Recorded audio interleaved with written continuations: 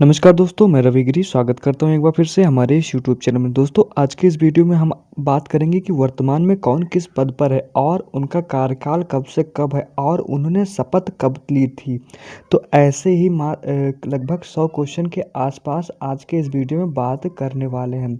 तो I hope कि आपको ये वीडियो पसंद आएगा और मैं आप लोगों से ये कहना चाहूँगा कि आप ये वीडियो पूरा शुरुआत से अंत तक देखें, क्योंकि इस वीडियो से करीब 3 से 4 क्वेश्चन हर एग्ज़ाम में पूछे जाते हैं। ऐसा कोई एग्ज़ाम नहीं जिसमें ये टॉपिक से क्वेश्चन ना आए। तो मतलब ये मान के चलिए कि 3 से 4 क्वेश्चन आपके इस वीडियो से क्लियर हो जाएंगे। तो आपको ये वीडियो शुरुआत से अंत तक देखना है और अपने दोस्तों के साथ शेयर करके बताएं।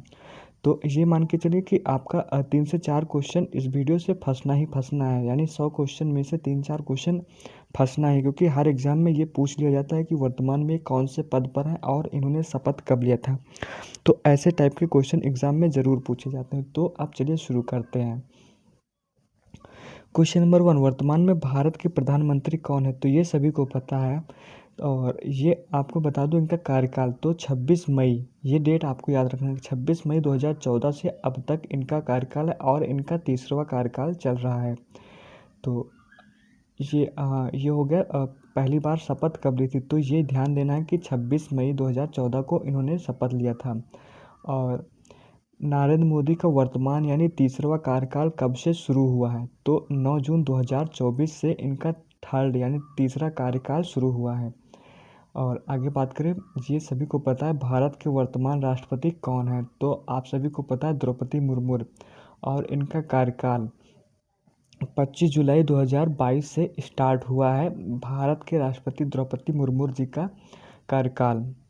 आगे बात करते हैं, द्रौपदी मुर्मू भारत के कौन सी नंबर की राष्ट्रपति हैं? तो भारत के 15वें नंबर की राष्ट्रपति और पहली महिला और आदिवासी महिला राष्ट्रपति हैं। वर्तमान में भारत के वित्त मंत्री कौन हैं? तो वर्तमान में भारत के वित्त मंत्री निर्मला सीतारमण है और इनका कार्यकाल 30 मई 2019 से अब तक है। और 30 मई 2019 से पहले राजनाथ सिंह इस वित्त मंत्रालय के थे। तो ये आपको ध्यान देना है। निर्मला सीतारमण ने वित्त मंत्री की शपथ कब ली? तो 30 मई 2019 को शपथ ली थी। वर्तमान में भारतीय सेना के प्रमुख कौन है? तो इसका सही जवाब हो जाएगा जनरल उपेंद्र द्विवेदी। यानी कि भारतीय सेना के प्रमुख इस समय जनरल उपेंद्र द्विवेदी जी हैं और इनका कार्यकाल 30 जून 2024 से अब तक है। और जनरल उपेंद्र द्विवेदी सेना प्रमुख के रूप में कब नियुक्त किए? यानी 30 जून 2024 से। और आगे बात करें उत्तर प्रदेश के वर्तमान मुख्यमंत्री, तो ये सभी को पता है योगी आदित्यनाथ जी हैं। इनका कार्यकाल 19 मार्च 2017 से अब तक है।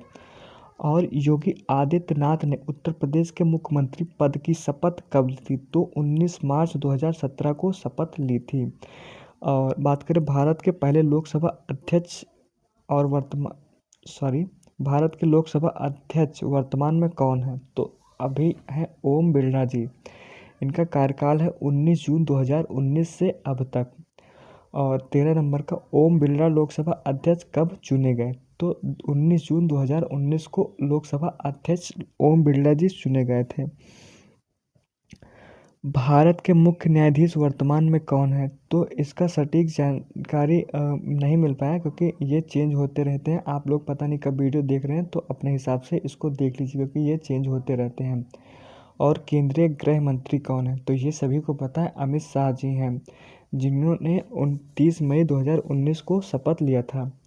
और अब बात करें अमित शाह गृह मंत्री के रूप में कब नियुक्त किए गए? तो अमित शाह गृह मंत्री के रूप में 30 मई 2019 को नियुक्त किए गए। और रक्षा मंत्री कौन है इस समय? तो आप सभी को पता है रक्षा मंत्री राजनाथ सिंह हैं, जिनका कार्यकाल 30 मई 2019 से है।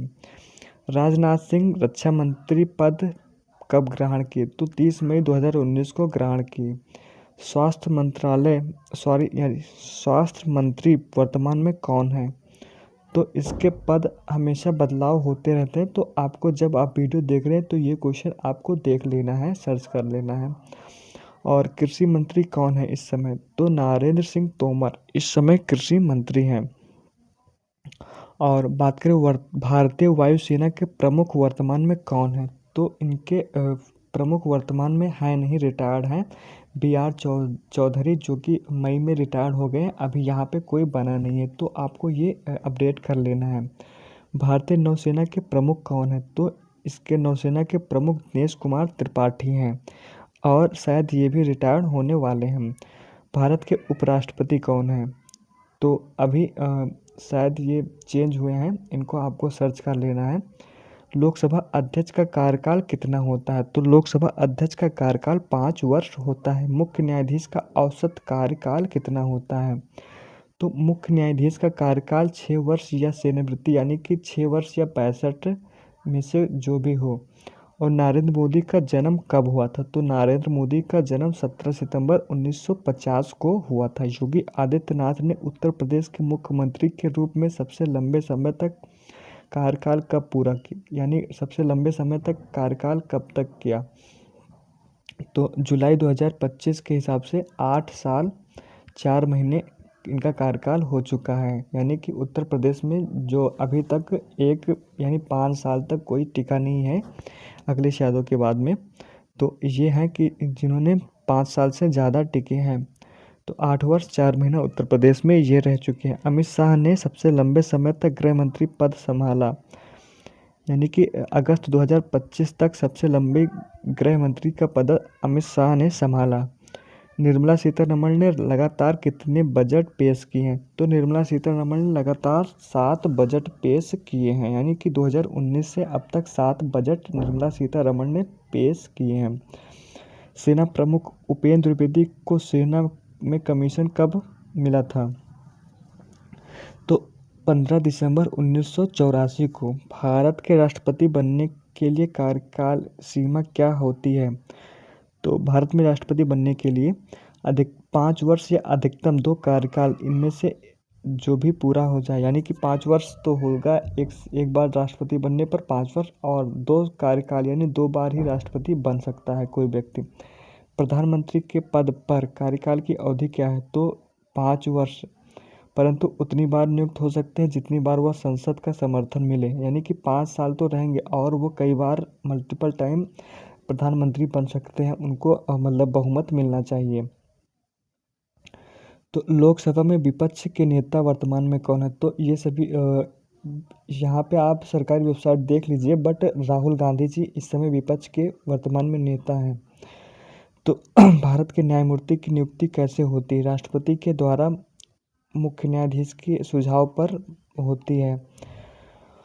भारत के केंद्रीय मंत्रिपरिषद में कुल कितने सदस्य होते हैं, यानी कि केंद्रीय मंत्रिपरिषद में कितने सदस्य होते हैं सरकार के अनुसार, परंतु आमतौर पर लगभग 50 से 60 सदस्य होते हैं। योगी आदित्यनाथ के पहले मुख्यमंत्री कौन थे उत्तर प्रदेश के, तो योगी आदित्यनाथ के पहले मुख्यमंत्री अखिलेश यादव थे उत्तर प्रदेश में। भारतीय सेना के थल सेना अध्यक्ष का औसत कार्यकाल कितना होता है, लगभग 3 वर्ष। क्या भारतीय सेना प्रमुख को कार्यकाल पूरा करने के बाद बढ़ाया जा सकता है, तो आवश्यकता पड़ने पर बढ़ाया जा सकता है। यदि कोई उस समय कोई युद्ध या ऐसा कुछ हो तो कार्यकाल बढ़ाया जा सकता है, अन्यथा 3 वर्ष में इनको दूसरा कार्यकाल शुरू हो जाता है। वित्त मंत्री के पद पर अब तक सबसे लंबे समय तक कौन रहा है, तो पी चिदम्बरम लगभग 7 बार रह चुके हैं। प्रधानमंत्री नरेंद्र मोदी का वर्तमान निर्वाचन क्षेत्र कौन सा है, तो वाराणसी का उत्तर प्रदेश का वाराणसी है। योगी आदित्यनाथ के विधानसभा क्षेत्र का नाम क्या है, तो गोरखपुर है। संसद में प्रधानमंत्री की पार्टी कौन सी, यानी नरेंद्र मोदी की party Bharatiya Janata party BJP है, ना कि एनडीए। रक्षा मंत्री राजनाथ सिंह का चुनाव क्षेत्र कौन सा है, तो लखनऊ है। केंद्रीय मंत्री बनने के लिए न्यूनतम योग्यता क्या होती है, संसद का सदस्य होना आवश्यक है। भारत के थल सेना अध्यक्ष किस रैंक के अधिकारी होते हैं, तो जनरल रैंक के अधिकारी होते हैं। प्रधानमंत्री की नियुक्ति कौन करता है, तो प्रधानमंत्री की नियुक्ति राष्ट्रपति करता है। ऐसे ही मुख्यमंत्री की नियुक्ति राज्यपाल करता है। भारत के प्रधानमंत्री कितने कार्यकाल तक रह सकते हैं, तो इनका कोई लिमिट नहीं है। एक बार प्रधानमंत्री होने पर 5 साल तक रह सकते हैं, उसके बाद अगर बहुमत में रहते हैं तो फिर से ये प्रधानमंत्री बन सकते हैं। इसका कोई सीमा नहीं होता है। राष्ट्रपति पद के लिए न्यूनतम उम्र क्या है? तो 35 वर्ष होती है। और प्रधानमंत्री की आयु क्या होती है, यानी प्रधानमंत्री बनने के लिए कितनी आयु होनी चाहिए? तो लोकसभा का अध्यक्ष और लोकसभा का सदस्य ऊपर से 25 वर्ष ये होने चाहिए। केंद्रीय मंत्री पद के लिए आवश्यक क्या है?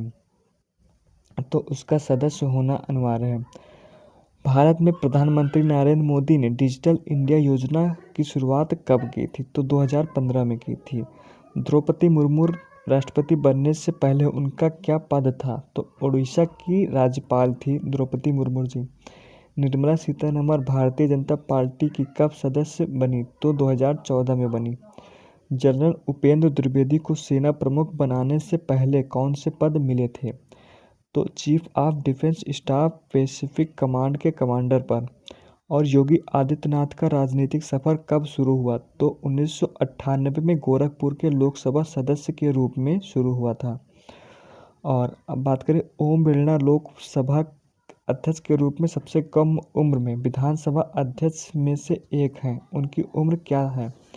तो 48 वर्ष है। 2019 में चुने जाने के समय में 48 वर्ष थी। भारत के मुख्य न्यायाधीश की नियुक्ति की प्रक्रिया क्या है? तो उच्चतम न्यायालय के मुख्य न्यायाधीश और वरिष्ठ न्यायाधीशों की सलाह पर राष्ट्रपति के द्वारा।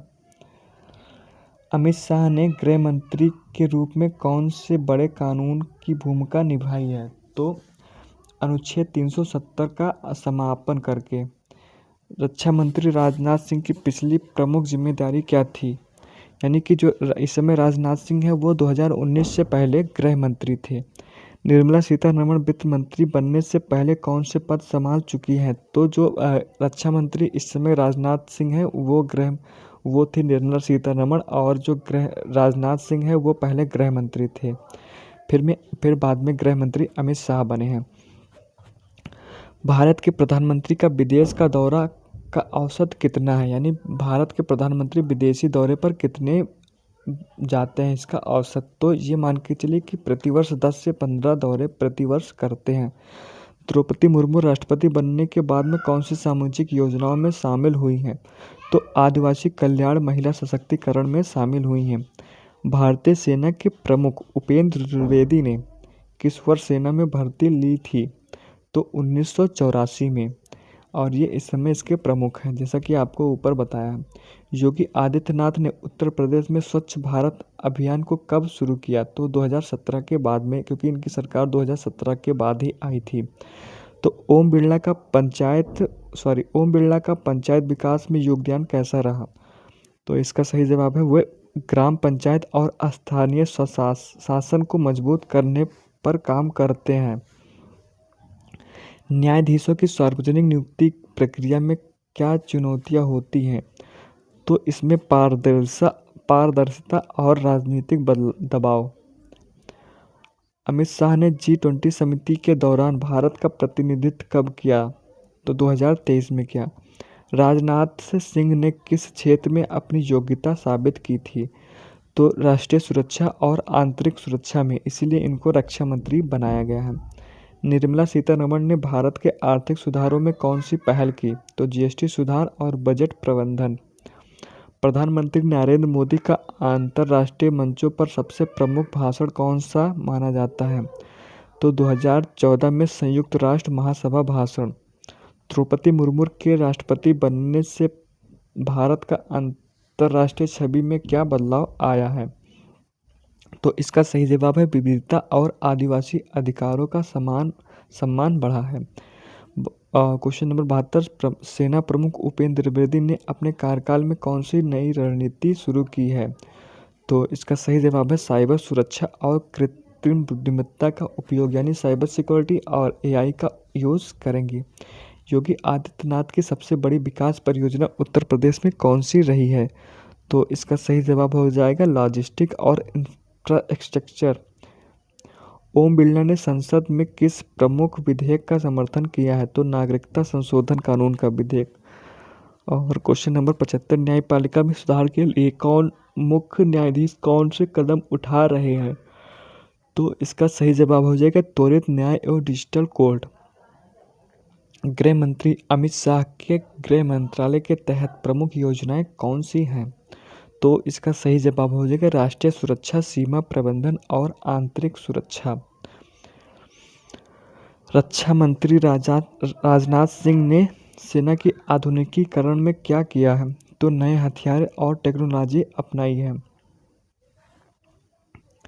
निर्मला सीतारमण ने बजट में किस क्षेत्र को प्राथमिकता दी है? तो ग्रामीण विकास और डिजिटल अर्थव्यवस्था को प्राथमिकता दी है। प्रधानमंत्री नरेंद्र मोदी ने कोविड-19 महामारी से निपटने के लिए क्या प्रमुख कदम उठाए थे? यानी कि ये क्वेश्चन थोड़ा पुराना हो गया। लॉकडाउन वैक्सीनेशन अभियान शुरू किया था। राष्ट्रपति द्रौपदी मुर्मू को सबसे महत्वपूर्ण संवैधानिक कर्तव्य क्या है? कानूनों पर हस्ताक्षर करना। उपेंद्र द्विवेदी ने किस वर्ष आर्मी चीफ की शपथ ली? तो 30 जून 2024 को शपथ ली थी। योगी आदित्यनाथ के शासन में शिक्षा के क्षेत्र में क्या सुधार हुए हैं? तो नए विश्वविद्यालयों की स्थापना, स्कॉलरशिप योजना। ओम बिरला का जन्म स्थान कहाँ है? तो राजस्थान है। मुख्य न्यायाधीश का सेवानिवृत्ति आयु क्या है? तो 65 वर्ष होती है। 5 वर्ष या 65 वर्ष। गृह मंत्री अमित शाह ने किस वर्ष सर्वश्रेष्ठ गृह मंत्री का पुरस्कार जीता? तो ये डाटा नहीं मिल पाया था स्पष्ट, इसको आप जानकारी गूगल से सर्च कर लीजिए। रक्षा मंत्री राजनाथ सिंह का राजनीतिक अनुभव कितना है? तो ये 40 वर्ष से अधिक इनके पास अनुभव है राजनीति का। निर्मला सीतारमण का शिक्षा और प्रशिक्षण क्षेत्र क्या है? कॉमर्स में ग्रेजुएशन। प्रधानमंत्री नरेंद्र मोदी ने स्वच्छ भारत अभियान कब शुरू किया? तो ये क्वेश्चन बहुत बार रिपीट हुआ है, तो 2 अक्टूबर 2014 को। द्रौपदी मुर्मू की मुख्य प्राथमिकता क्या है? तो आदिवासी विकास और महिला सशक्तिकरण। उपेंद्र द्विवेदी के नेतृत्व में भारतीय सेना की प्रमुख उपलब्धियां क्या रही? तो सीमा सुरक्षा और सुदृढ़ीकरण। योगी आदित्यनाथ का राजनीतिक दल कौन सा है? तो बीजेपी।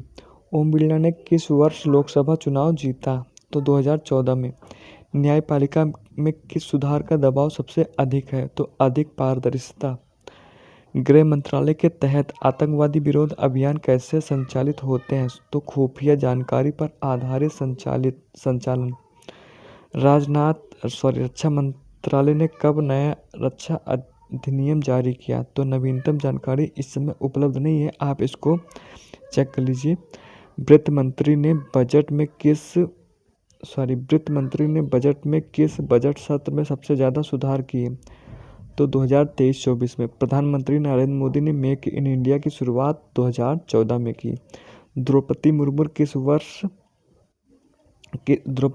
किस क्षेत्र के लिए प्रमुख योगदान देती हैं? तो आदिवासी अधिकार के लिए।